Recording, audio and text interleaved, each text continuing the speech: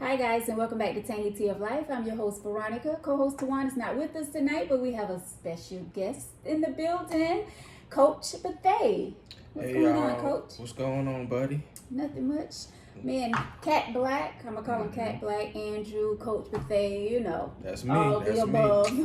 That's me. So guys, tonight is a special show. This topic actually was inboxed to me saying that we need to talk about this because it is a big deal these days. But first, Coach Bethea, he is the coach at, you want to tell everybody where you coach? How y'all doing? I'm the head football coach at Sneed Middle School. Also, I'm the assistant basketball coach for the girls and the boys. And I also assist over at West Florence High School, coaching football over there also. So, you know, I got my hands tied up, having fun with the kids. Whew, you got a lot going on. Yes, ma'am. So your nights are very busy, I'm quite sure. So glad to have you take some time out and come sit with me. Thank you, ma'am. I'm here. Yeah. So guys, we all know that football season is still going on as far as the NFL goes, but and basketball season is kicking in, or already kicked in. Yeah. So we decided to have a coach on the show to talk about this hot topic that was sent to me in my inbox. It first started off as a fake Facebook post, but then someone inboxed me and was like, listen, go ahead and, you know, make that as one of your topics on the T. So the topic is coaching these days. Like things have changed a lot since we've been, you know, going to school. And like me personally, I was the point guard in high school, and I worked my butt off to get a starting position. What high school you went to? St. John's. Oh, okay. St. John's. Okay. So a lot of people are, and a lot of kids, I must say, are really backing away from sports because they feel like coaches aren't fair these days. Like coaches aren't giving them a chance because they don't really know them. Right. And parents are feeling like coaches are choosing who they want to be on their team without seeing the child actually put in the work. But because they know their parents, or you know, because they may know a family member or something of the kid, they put them on the team. And not saying that they don't have the athletic skills to get on the team, but I've seen it. Yeah. Others have seen it. Yeah. So you as a coach, how do you feel about that, and how do you handle?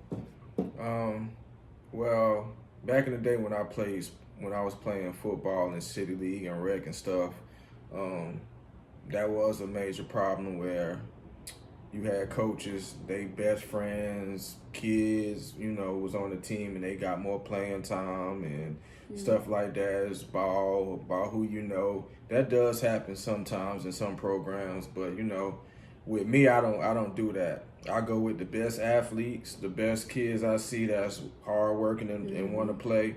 That's what I go. That's my goal. That's what I go for. But you do have some coaches out here that have their picks. That's just how it goes. You know, they friend dad might be cool with them. It happens. It happens out there. So, but I try not to do that with my team. You know, I just try to do the right things, make sure that the kids get an opportunity, everybody get a chance to go out there and show the coaches what they got. So, you know. And that's the way it should be. Right. You know what I'm saying? If you working your butt off to make the team, then you deserve a spot on the team. Right. Yeah. But, you know, on the other hand, some parents make it bad for their kids as well. You know what I'm saying? Like, do you run into that a lot where parents are in your ear? My child didn't get a lot of playing time, or you know. I mean, being my first year as a head coach, I had some of the issues. I had, you know, parents emailing me a lot. My kid can do this. My kid can do that. He went to camps. He did this. He did that. And like I told them, well, that was show on the field during tryouts or whatever. I didn't listen to what parents said. I, you know, watched it for myself. You know, I did me and the other coaches, we did evaluations, you know, stuff like that. So, parents, you know, a lot of parents live through their kids too. Right. The stuff they haven't done, they try to do it through their kids and try to do all this extra stuff, but you know, it's got to be in the kid if they want to play too. That's Right. also a major thing in sports. Yeah, definitely. Because you just can't push your child out there just Right. because you play basketball Right. in school. Right. You want your child to play basketball and Right. they're not Yeah. fit for Right. it, you know? Right. So that's another situation. Correct. But yeah, like it hurts me to see when a child say they don't want to try out because they already know that the coach have their pick. Right. That's You know, bad. yeah, bad. that's bad. Yeah. And it hurts to see that. Like I've spoken to several kids Mm-hmm. who are good, Mm-hmm. you know, but they're afraid to try out because they don't want their feelings to be hurt. Right. You know, by not getting chosen to be on the Yeah. team. And that's a bad situation there because you got some kids that are really talented Yeah. and they don't want to try out for the school because they think the coach is going, you know, overlook them for other players. So, but like where I'm at, Sneed and at West, there's some pretty good coaches over there. We look out. We make sure we get the best kids and Right. you know build them up. You know, to their best potential. Right. And you know, it's crazy because it starts out young, like even in rec ball. Because it's really, that's where it's really going down in rec right now, like favoritism. You know that's where it's going down at really. You know. And the kids see it, and they so young. Right. Yeah. That's sad. Yeah. And then you go to middle school, then it's high school, then college. Then, even in the NBA, they have, you know, money talks. Money talk, huh? So, I mean, this was the topic that, you know, a few wanted to talk about, and I feel like it is a hot topic because a lot of kids, a lot of parents do feel like their child isn't getting that chance. Right. Yeah. It's a crazy situation, but like I said, all coaches not bad coaches. Right. You know, it's good. Like I'm in a position where I don't know the kid. Like when I first started coaching football last year at Sneed Middle, I didn't know none of the kids. So like during tryouts, I told them it's a fair from all the players that I had that came back from the previous year. I told all the players, listen, all y'all are trying out. Just because you made the team last year don't mean you're going to make the team this year. All y'all got to show me what you can do. I don't know none of y'all kids. I can't say this person is better than this person or whatever. Right. This all's going to show during tryouts and on the field. So that's the advantage I like of being a coach in that Sneed. I don't know the kids like that. Right. I look at their talent and what they do on the field, so. But I feel like it should always be that way. Right. Even if you know the kids. Say if the kids started out on JV ball in 9th grade and now it's time for them to play varsity as a junior. You still should treat that child as, oh well, you're like a new student to me. I mean, you're gonna have to try out. You're gonna have to, work hard, bust your tail, just like everybody else to make this varsity team. Just because you was on JV, Right. or just because who your mom is, you know what I'm saying? Like I feel like in every situation, every sport, every grade level that you go up to and you try out again, it should be that way. Right. Like a new student coming to the school, Yeah, absolutely. But I know it has to be crazy as a coach. You're going back to the parents because you hear parents on the sidelines, Right. or you hear the parents, after the game coming Right. to you with the negative stuff. And Yeah.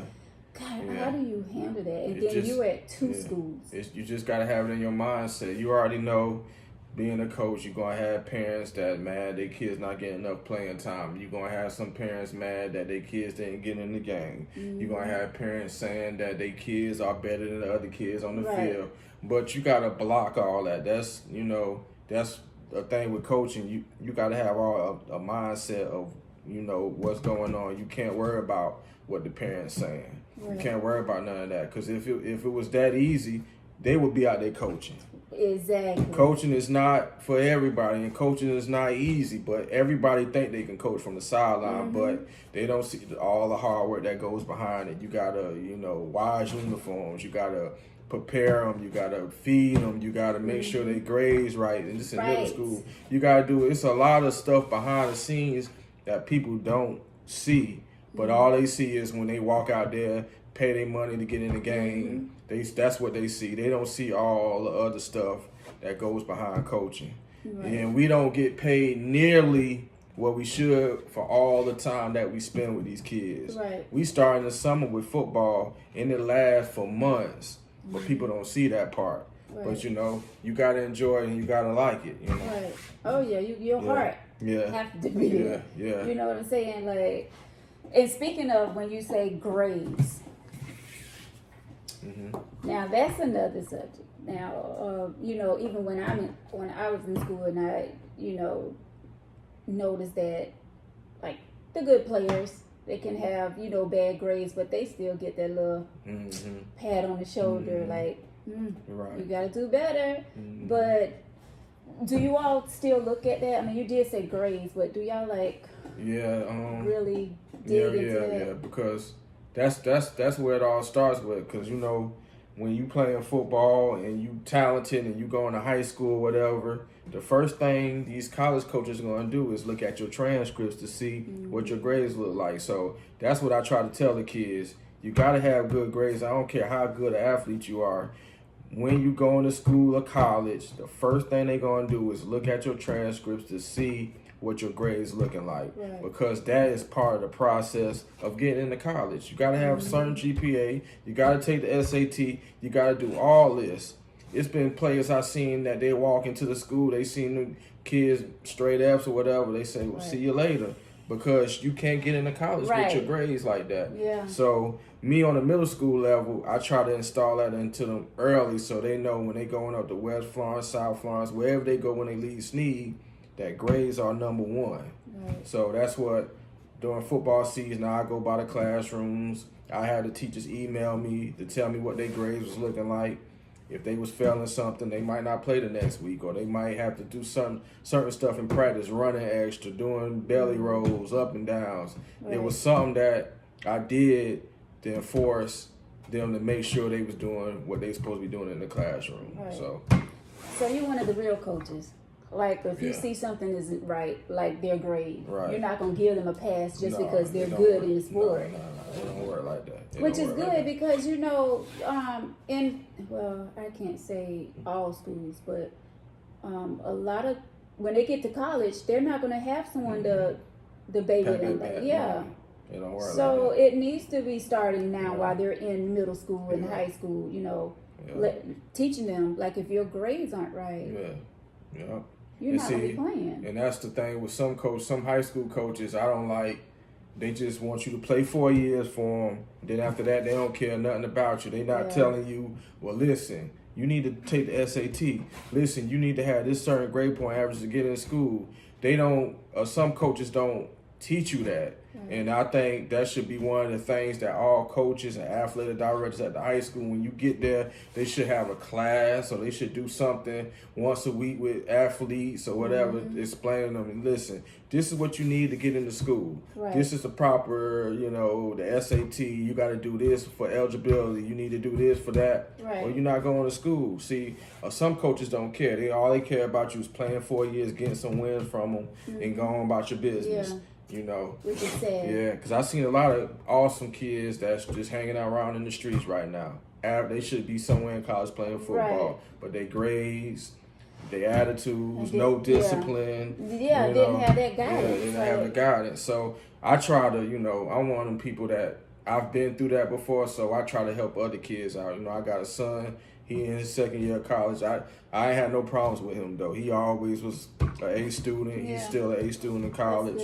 So, you know, he already had that in his mindset. So I just try to help the kids out that I can help. Yeah. You know, so. And see, like my son, he wanted to play basketball. He tried out 1 year at the middle school, but his grades...